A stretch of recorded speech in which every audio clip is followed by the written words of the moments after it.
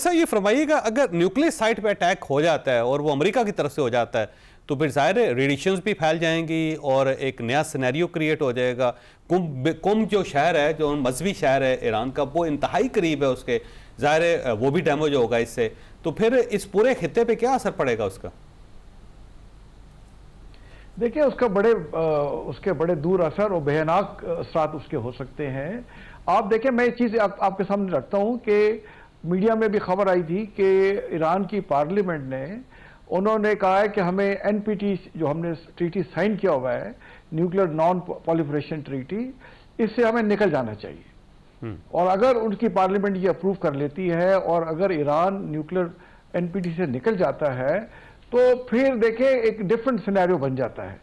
तो मेरा ये ख्याल है कि ईरान जो है, जो उसने जिस तरीके से ये जो बातचीत कर रहा था और ट्रंप साहब उनको एक डील देने की कोशिश कर रहे थे और उससे वो एग्री नहीं कर रहे थे कि हमारा इनरिचमेंट का जो है उस पर हम कोई कॉम्प्रोमाइज नहीं करेंगे। तो अगर देखें ईरान की एग्जिस्टेंस ही एट स्टेक हो जाती है तो उनके पास जिस शेप में भी न्यूक्लियर कैपेबिलिटी है वो मेरा ख्याल दिन फिर इस्तेमाल कर लेंगे।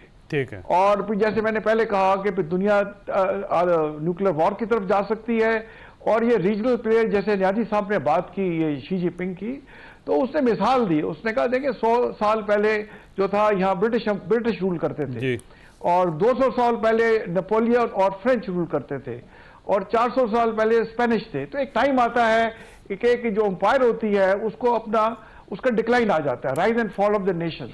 तो अब टाइम आ गया है कि दुनिया आगे चले और अमेरिका के बगैर भी दुनिया चल सकती है।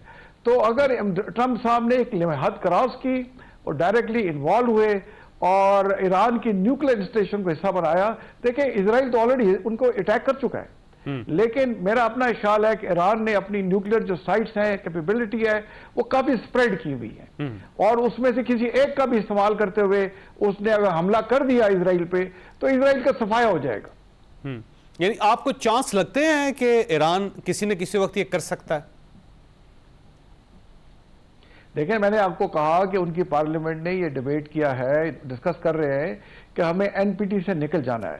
ईरान की पूरी कोशिश होगी कि जैसे 100 से 150 मिसाइल वो मार रहे हैं और उस पर जो है जो इजराइल है वो उसकी बर्दाश्त से बाहर होते जा रहा है।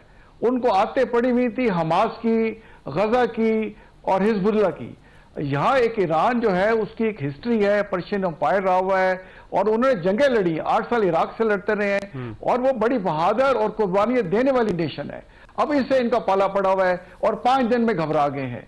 तो ये जो ट्रंप साहब भी उनके इस बात का अंदाजा है, वो कोशिश जरूर करेंगे कि बातचीत से मसला हल हो और एक जो है इस आलमी जंग से बचा जाए।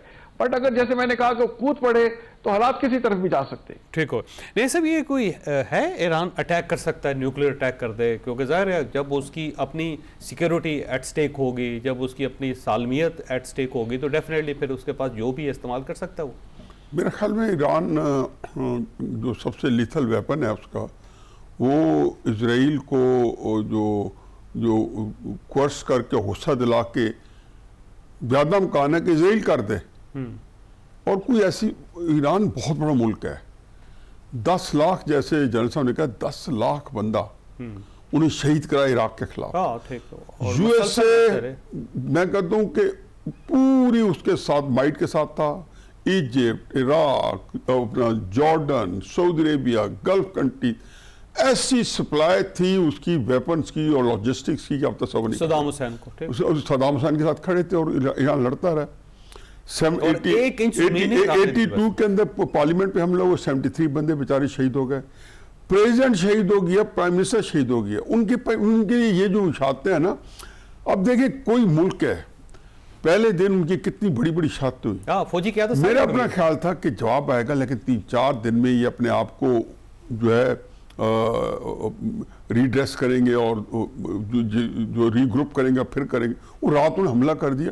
तो बड़ी रिजिलियंट एक कौम के तौर पे है और देखें कितनी असूल के ऊपर खड़े हैं।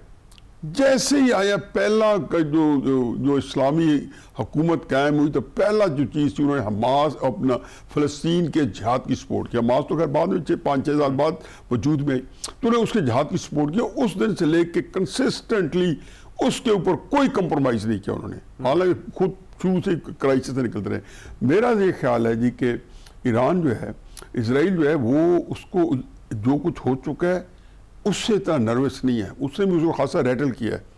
उसका जो सांस उखड़ा हुआ है ना, या सांस फूला हुआ है, वो है कि उनको वो समझ गया गेम कि ईरान जो है वो there is something more to it जो सामने नजर नहीं आ रही। उनका ख्याल था जब इतना दहशत फैलाएंगे और ईरान हमास पाख्ता हो जाएगा और ये अटैक्स नहीं होंगे, तो अब वो फियर ऑफ द अननोन जो होता है ना जंग के अंदर, जैसे इंडिया का हमारा इंडिया पे छा गया कि उनको समझ नहीं आ रही थी हमारे साथ कर क्या रहे पाकिस्तान। जब आपको ये पहले जब जनरल साहब जंगें लड़ते रहे होंगे, जंग के अंदर आपको ये तो पता होना चाहिए ना कि हमने अगर जनरल साहब हमला किया तो किस तरह किया, कौन से हथियारों से किया। अगर इनको समझ ही ना आए तो काफी देर तो इनको ये चाहिए कि, तो वो जो एक स्टेज है, ये स्टेज इसराइल की आ गई है कि इसराइल जो है फियर ऑफ द अननोन कि ईरान क्या कर सकता है। और डर गया इसराइल। और देखो एक और बात है जिसको हम इनकॉर्पोरेट नहीं करते, मैं ये जाती तौर पे समझता हूँ, इसके लिए इंडिया का एक बहुत बड़ा एक साख वाला एक है जो एक दानिशवर है, एक्स डिप्लोमेट है, भाद्रा कुमार। उन्होंने पहले आर्टिकल लिखा 25 अप्रैल को, उन्होंने कहा ये पहलगाम करवाया है इसराइल और अमेरिका ने, क्योंकि ये ईरान पे हमला करना चाहते हैं, तो पाकिस्तान को इंगेज करना चाहते हैं। अच्छा 10 के बाद उन्होंने एक नई क्रोनोलॉजी दी उन्हीं भाद्रा कुमार ने, और मैं उनको बड़ा पिछले 15-20 साल से उनको बड़ा उनका एडमायरर हूँ, बड़ा अच्छा लिखते हैं बैलेंस। उन्होंने कहा अब नहीं, ये वो तो था ही था, वो भी अपनी जगह दोस्त है, लेकिन ये साथ चाइनीज का वेपन भी चेक करना चाहते थे। आपका ख्याल ये है कि नई साहब के इसराइल को उम्मीद नहीं थी कि इस तरह ईरान रेजिस्ट करेगा, इतनी देर तक कायम रह सकेगा, और अब वो डर गया, ये रख गया जिसको कहते हैं पंजाबी में? सर ये होता ही है कि तकब्बुर में जब आता है ना, क्या किया अमेरिका अफगानिस्तान को कुछ जोड़ है, अमेरिका को इराक का कुछ जोड़ है, हुकूमतें कैम हो गई। ये गार्नर था, उसका पूरा नाम मुझे भूल रहा है, उन्होंने कहा ये अगले 10 साल ये चीफ एग्जीक्यूटिव रहेगा इराक का, और आने से पहले तय हो गया था सारा, और ये हुकूमत बनेगी। कहाँ गए ये? वो कहते हैं ना कि एक अल्लाह ताला जो है कि वल्लाह खैर डिवाइन उनके, फिर जो है कंपल्शन होती है वाकयात की, आप आपकी मर्जी करके मैं ये करना चाहता हूँ, तो एक्सक्यूशन में जाएंगे तो दूसरे वेरिएबल जब ट्रिगर होंगे आपके मुकाबले के, तो आपको न्यूट्रलाइज करते हैं, आप ओवरकम करते हैं, आपको बिल्कुल आपके आगे ढेर हो जाते हैं। तो इस वक्त ईरान जो है, जो इसराइल जो है, मेरा ख्याल है कि नर्वस बहुत ज़्यादा है, क्योंकि जैसे अमेरिका का अबंडन करके है, तो अब वो बैक चैनल जो है ना, क्योंकि आज कतर के जो फॉरेन मिनिस्टर की प्रेस कॉन्फ्रेंस थी, तो मैंने देख रहा था कि क्या मकसद है, तो उसका लबे लबाब यही था कि मुज़ाकरात होने चाहिए, मुज़ाकरात होने चाहिए। अमेरिका के लबे लबाब सौ कहते रहे कि हम तेहरान तबाह कर देंगे, लेकिन मुज़ाकरात करो, वो एक डॉक्यूमेंट रख रहे हैं उसने। अब आया ईरान जो है, चूंकि ईरान अपने फैसले खुद करता है, लेकिन कई लोगों का शायद औरों का मसलन कोई और भी इंटरनेशनल जो जियो पॉलिटिक्स में प्लेयर्स हैं जो बड़े इफेक्टिव हैं, अभी नाम ही लिए, हो सकता है वो चाहें कि जी ईरान के ऊपर अभी सारा वो फैसला हो जाए, ताकि अमेरिका को साउथ चाइना सी में अमेरिका चाइना भगाया है, सीरिया में से रूस ने भगाया है अमेरिका को, तो बहुत ज़्यादा उनको बहुत जगहों पे यूक्रेन के अंदर उनको एक मिल चुकी है, शाह मिल चुकी है। अगर ईरान के अंदर इस वक्त इजराइल को, जो कि अब अगर वो यहाँ से पीछे हटता है, कुछ भी हो शिकस्त तो इजराइल के नाम पे लिखी जाएगी, और अमेरिका जो है चूंकि साथ खड़ा है, तो उसका अपना उसके अंदर हिस्सा बकदर जुस्सा जो है वो मौजूद है। बाकरी साहब ये फरमाइएगा, ये एक ख्याल है जैसे जनरल साहब ने फरमाया, और पाकिस्तान और ईरान के अंदर और बहुत सारे मुल्कों के अंदर ये सोचा जा रहा है कि किसी वक्त भी ईरान न्यूक्लियर अटैक भी कर सकता है इसराइल के ऊपर, क्योंकि ज़ाहिर है वो कहते हैं तंग आमद बजंग आमद, तो जब तंग हो जाएगा तो उसके अलावा फिर उसके पास ऑप्शन नहीं होगा कि जो कुछ भी है वो कहता है लो जी इस्तेमाल करने लगा हूं मैं। तो इसका इम्कान है कोई? सर दस्त ये लग रहा है कि ईरान के पास अभी इस वक्त कोई न्यूक्लियर बम नहीं है। ठीक, इन्होंने अभी तक जो इस्तेमाल किया है, इवन इन्होंने अपने लेटेस्ट हाइपरसोनिक मिसाइल भी इस्तेमाल नहीं किए, और जो इन्होंने अभी तक इस्तेमाल किया है वो 15 से 10 साल पुराने मिसाइल्स और पुराने स्टॉक्स को इन्होंने खत्म करने की कोशिश कर रहे हैं। मुझे नहीं लगता कि अभी ईरान को एटॉमिक बम की कोई जरूरत भी होगी। जैसे जनरल साहब फरमा रहे थे और आपकी दूसरे मुअज़्ज़ज़ गेस्ट भी कह रहे थे, मैं ईरानियों के बारे में दो बातें आपके सामने रखना चाहता हूँ। एक ईरानी जनरेशन है कारपेट वीवर्स, ठीक। इन्होंने एक कारपेट को बनाने के लिए 7 से 8 साल टाइम लगाते हैं। दूसरी मिसाल ले ले, ईरान में एक बहुत फेमस डिश है जिसको कहते हैं कुर्मे सब्जी। कुर्मे सब्जी, कुर्मे सब्जी ये एक सालन है। एक ईरानी खातून जब कुर्मे सब्जी बनाना चाहती है, वो रात को 8 बजे स्टार्ट करती है और अगले दिन 2 बजे वो तैयार होती है। ठीक है। एक ऐसी कौम है जो अपने एक सालन बनाने के लिए 12 से 14 घंटे टाइम लगाते हैं।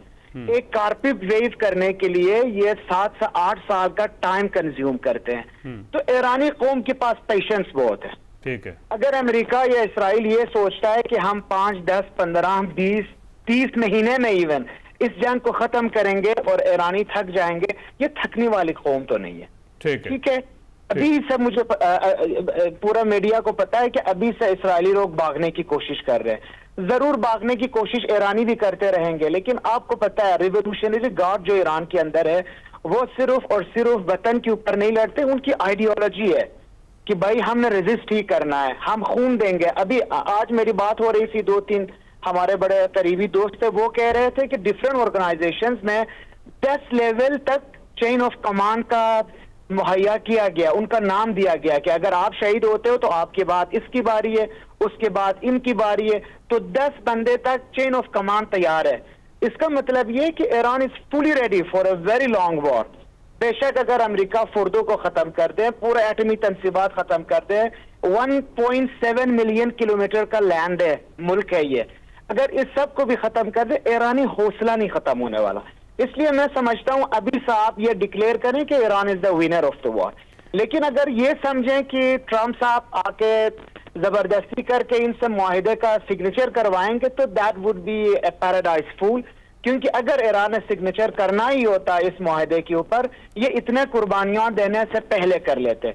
अब इतनी कुर्बानी देने की बात इम्पॉसिबल है कि ईरान इसके ऊपर साइन करे। लेकिन ईरान को मेरा नहीं ख्याल कि किसी भी एटॉमिक बम की जरूरत होगी, क्योंकि इन्होंने तो अभी अपना लेटेस्ट जो मिसाइल है हाइपरसोनिक खैबर और हाइपरसोनिक फतह, उसको भी यूज नहीं किया हुआ है।